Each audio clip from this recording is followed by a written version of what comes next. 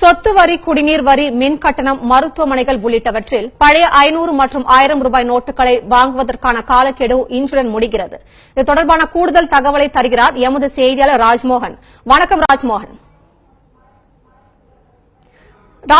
பழைய ரூபாய் நோட்டுகளுக்கான காலக்கெடு இன்றுடன் முடிவடையும் நிலையில் மக்களின் மனநிலை எவ்வாறு உள்ளது? இதற்கான ஏற்பாடுகள் எப்படி இருக்கு?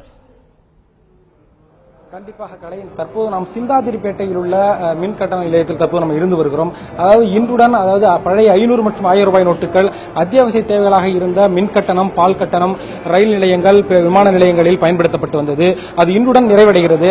தற்போது நாம் சிந்தாதிரிப்பேட்டையில் இருக்கக்கூடிய மின்வாரிய அலுவலகத்தில் தற்போது இருந்து வருகிறோம். தற்போது இங்கு கூடக்கூடிய பொதுமக்கள் நீண்ட வரிசையில் தற்போது உட்கார்ந்து, அதாவது மின் கட்டணங்கள் அதை இங்கு செலுத்துவதற்கு பழைய 500 மற்றும் 1000 ரூபாய் நோட்டுகளை இன்றுடன் நிறைவடைகிறது. இன்றுடன் அந்த நோட்டுகள் செல்லாது என்று மத்திய அரசு அறிவித்ததை அடுத்து அதிகப்படியான மக்கள் தற்போது மின்வாரிய அலுவலகங்களிலும், ரயில் நிலையங்களிலும் சொத்து வரி மற்றும் உள்ளாட்சி நிர்வாக வரிகள் உள்ளிட்ட செலுத்துவதற்கு வந்திருக்கிறார்கள். தற்போது இங்கு மின்வாரியத்தில் தற்போது ஒரு பொதுமக்கள் ஒருத்தர் இருக்கிறார். அவர்கிட்ட நம்ம கேட்கலாம்.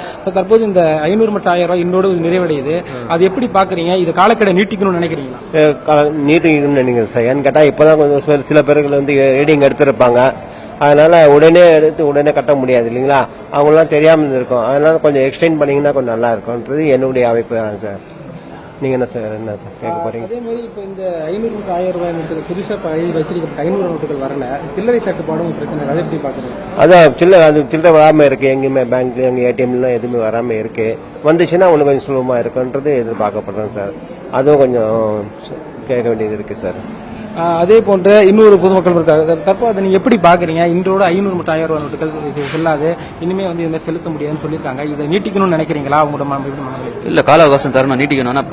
புது 500 நோட்டு இன்னும் வராத பட்சத்தில் இது இன்னையோட ஸ்டாப் பண்ணது ரொம்ப கஷ்டமா இருக்கும். இன்னொரு 2 வாரத்துக்கு எக்ஸ்டெண்ட் பண்ணலாம். அது பொதுமக்கள் ரொம்ப சிரமமா இருக்காங்க.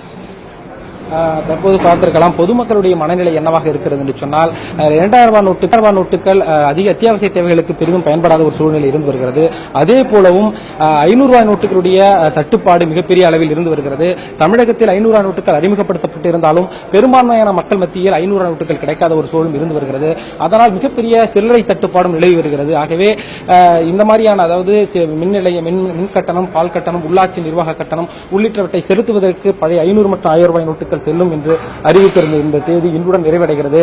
ஆகவே இந்த தேதியை அதிகப்படுத்த வேண்டும் என்றும் கால நீட்டிப்பு வேண்டும் என்றும் பொதுமக்களுடைய மிகப்பெரிய எதிர்பார்ப்பாக இருந்து வருகிறது. கலை.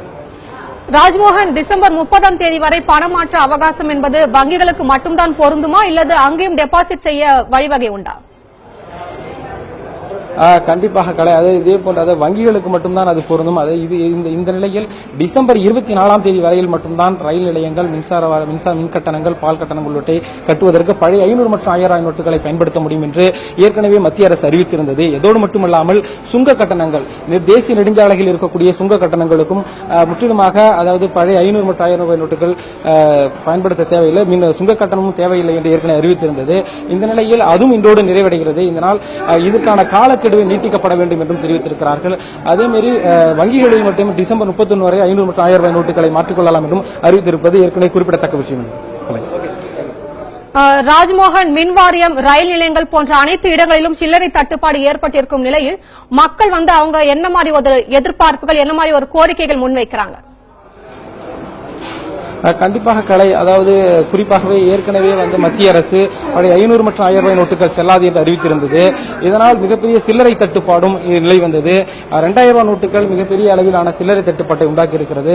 500 ரூபாய் நோட்டுகள் என்பது தமிழ்நாட்டில் மிகப்பெரிய அளவில் வெளியே வரவில்லை. இருந்த போதிலும் இது மிகப்பெரிய அன்றாட தேவைகளை பூர்த்தி செய்வதில் மக்கள் மத்தியில் மிகப்பெரிய குழப்ப நிலை வந்தது.